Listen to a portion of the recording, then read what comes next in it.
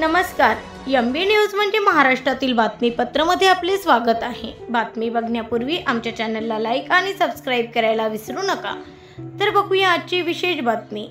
संगमनेर तालुक्यात दिल्लीच्या गुप्तचर विभागाच्या सूचनेने पुणे येथील गुप्तचर विभागाने बनावट नोटांच्या कारखान्यावर छापा टाकत कारखाना उद्ध्वस्त केला आहे. अनेक दिवसापासून संगमनेरच्या गुंजाळवाडी परिसरात बनावट नोटा छापत असल्याची कुणकुण दिल्लीच्या गुप्तचर विभागाला लागल्यानंतर त्यांनी सदर घटनेचे आदेश पुणे येथील गुप्तचर विभागाला दिले. या गुप्तचर विभागाने धाड टाकली आहे. या छाप्यात नोटा बनवण्यासाठी वापरण्यात येणारे प्रिंटर, कागद आणि चलनातील बनावट नोटा जप्त करण्यात आल्या आहे.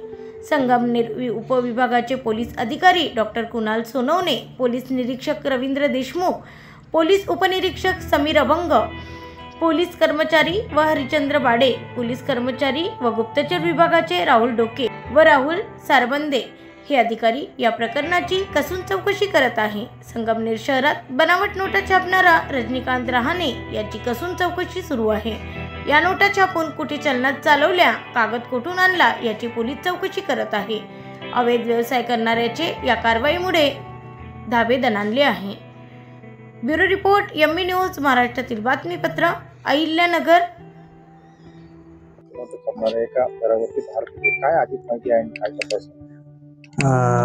संगमनेर शहरामधील गुंजाळवाडी गावच्या शिवारात एका घरामध्ये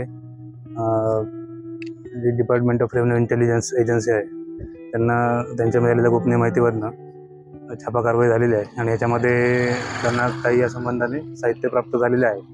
सदरचा आता गोष्टीचा आता कारवाई चालू आहे आणि FIR नोंदवण्याची प्रक्रिया याची चालू आहे. काही नोटा सापडल्या, साहित्य सापडलेलं आहे, ते जप्त करण्यात आलेलं आहे. त्यांच्याकडे जे काही छापण्यासंबंधीचे काही प्रिंटर किंवा पेपर, प्रिंटिंग पेपर असेल त्या संबंधाने इतर काही साहित्य सापडलेलं आहे.